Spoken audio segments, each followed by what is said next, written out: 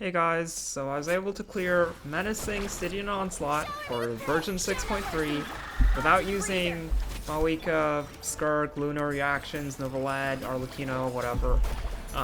Yeah, so for this Abyss Dog, I don't have enough damage to kill the birds when they're grouped up. I don't have any LUNAR, so I can't attack the boss.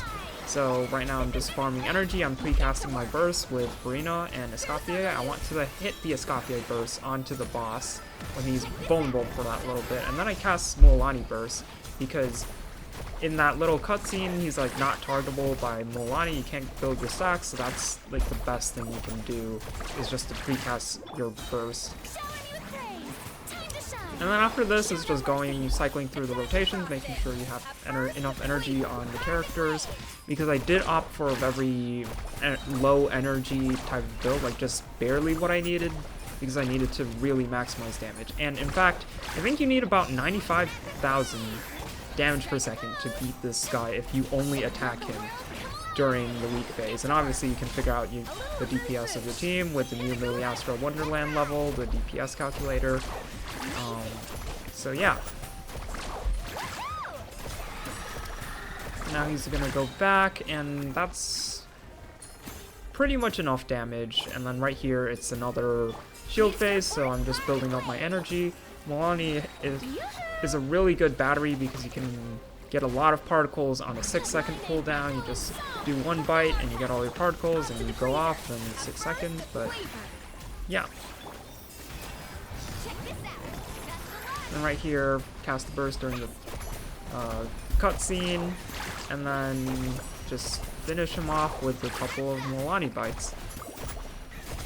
And that actually pre-casting the Mualani burst during the cutscene is what allowed me to clear in this recording, because it just saves some time and you get that extra damage. Right here we have the Shock Trooper, and if you're not going to use Electrocharge on this, you need a DPS who can do a lot of nuke damage, because you don't want to allow the enemy to heal up his shield. That's where it really gets tough.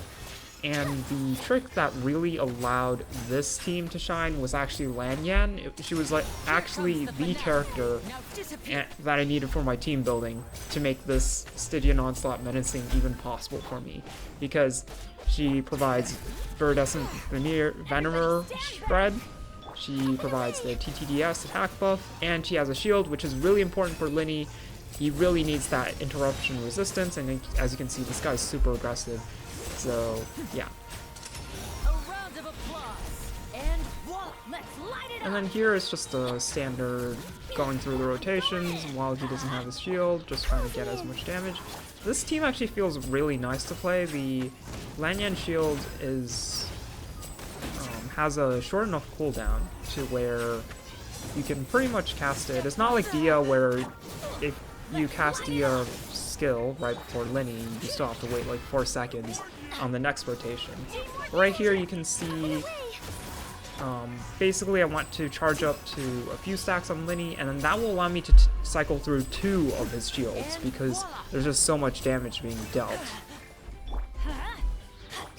And it usually takes 2 rotations for me to completely take down his shield, but then I have some leftover buff time from Bennett. And I didn't crit that burst, which I think if I crit it, it would have helped me bring down the shield. But in the end, it's still enough to take out this boss. And this is actually my first try when I was recording it, so that was really nice. And then for this Emperor of Fire and Iron, I'm actually using an Electrocharge team. This can actually be used for the Shock Trooper, but I was trying Hyper Bloom and it didn't work, just didn't have enough damage. So I had to use this team on this boss. And the trick here is, well, first you want to funnel energy to Official so that you can have better Oz uptime when the crab first falls down. And the other trick is, you'll see it soon here, is you have to cast your Sucrose burst right as the crab is about to dig to hopefully infuse it with Hydro, and then that will help you take down its next horns much quicker. And you see, I throw out the Sucrose burst, but it infuses with Pyro instead, so it's kind of a misplay. It is kind of random sometimes, so Yeah, this run is not the cleanest, by the way. I had a way cleaner run where I had got like 2 Sucrose Burst infusions with Hydro, and it was so good. He dug, he got his horns, and then he immediately fell back down. It was so good. But yeah, it's all about trying to take down the horns as fast as possible. And then also making sure that you always have Oz up on the field, because if you don't, then it's a huge DPS loss. And right here you see that I do get it, but it's only 1 tick on the 1 tick of the Sucrose Burst on the horns, which is not good. You want at least, you want like 2 basically, so. But yeah, this is the final rotation, and I have to deal as much damage now, otherwise I just won't have another opportunity. So yeah, I pretty much throw everything. I throw the Sucrose Burst a little bit early, but it's kind of necessary. I just need to get the damage out.